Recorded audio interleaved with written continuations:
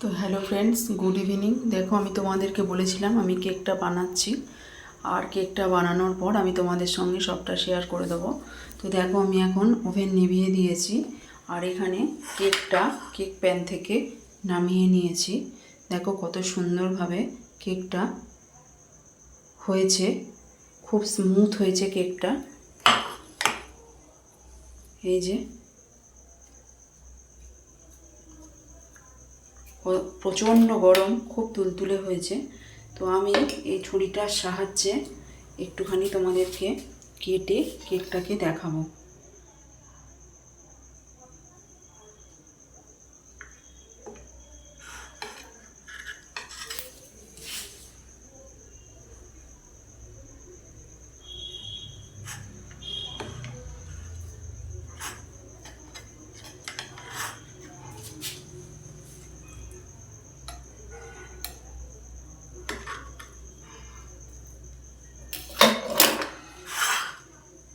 তো দেখো বন্ধুরা, তোমরা নিশ্চয়ই দেখতে পাচ্ছ কেকটার ভেতর থেকে ধোঁয়া বেরোচ্ছে, আর খুব সুন্দরভাবে কেকটা বেক করা হয়েছে।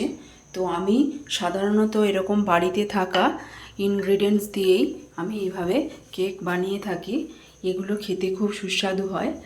আর ওই বাড়িতেই তৈরি তোমার এই কেকগুলো মানে ছোট ছোট প্যানকেক করেও মানে বাচ্চাদেরকে টিফিনে দেওয়া যায়।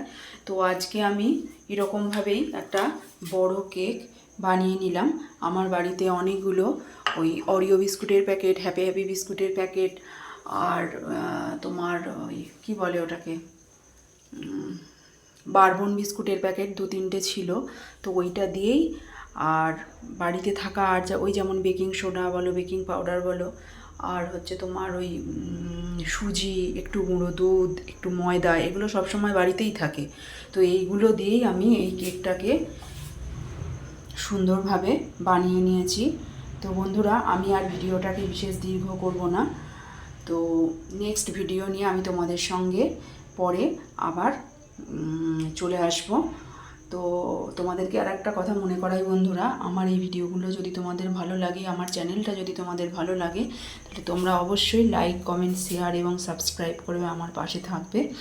আর পাশে থাকা বেল আইকনটাকে অন করে দেবে, যাতে অল নোটিফিকেশানগুলো তোমরা পেয়ে যেতে পারো।